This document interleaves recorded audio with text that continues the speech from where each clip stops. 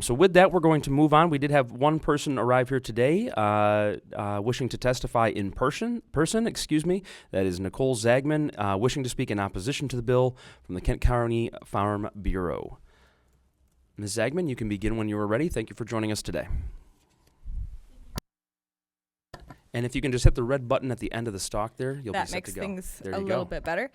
Ladies and gentlemen of the committee, thank you for your time and consideration. My name is Nicole Zaagman. I am a short-term rental owner and operator, and I run a farm and agritourism operation in Byron Center, Michigan called Parkside Farm. I started hosting farm stays in 2022, and I offer a unique short-term rental experience for families year-round at our 100-plus-year-old farmhouse. I'm a member of the Kent County Farm Bureau Board, and I also serve as the Kent County Young Farmer Co-Chair.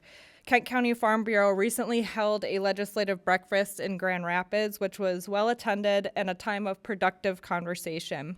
It was at this breakfast that I had the opportunity to connect with this committee's chair, Representative Fitzgerald. At the legislative breakfast, I introduced a question regarding support of a statewide agritourism bill, and in connection spoke with those in attendance about the importance of farm stays and short-term rentals as a valuable diversification option for Michigan farms.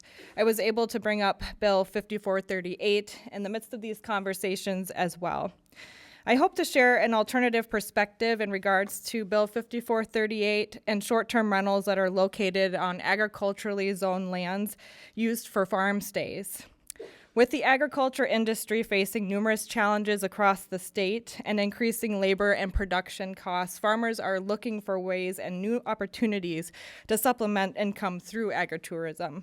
I would urge this committee to consider the unnecessary burdens that Bill 5438 would impose on not only short-term rentals and hosts and owners in high residential and tourist-driven areas, but those of us who are in rural, agricultural-focused communities and towns who are utilizing short-term rentals as a necessary means of agriculture and farming diversification.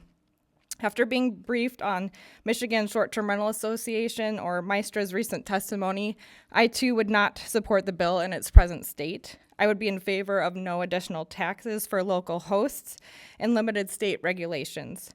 I'm happy to report that after months of working with my local township of Byron Center, I'm happy to share as of this past Monday, we have a new short-term rental ordinance that was passed by our township board. In 2024, short-term rentals in Byron Center are already registered at the township level. We receive inspections and we pay for permits.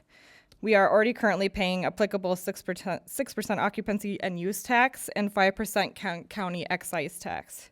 We are facing booking challenges in an ever-evolving and changing economy, and we are continually adapting to increased expenses such as energy, insurance, and permitting costs. I respectfully request amendments be made to the proposed bill by eliminating additional taxes and regulatory influence at the state level. Making such amendments would allow hosts to make a living doing something they love and provide a valuable experience to their local communities. Thank you. Ms. Zaagman, thank you so much for your testimony today, and thank you for joining us here in the policy process as well. It was good to see you last week at that event, and so thank you for traveling to Lansing to engage in this process.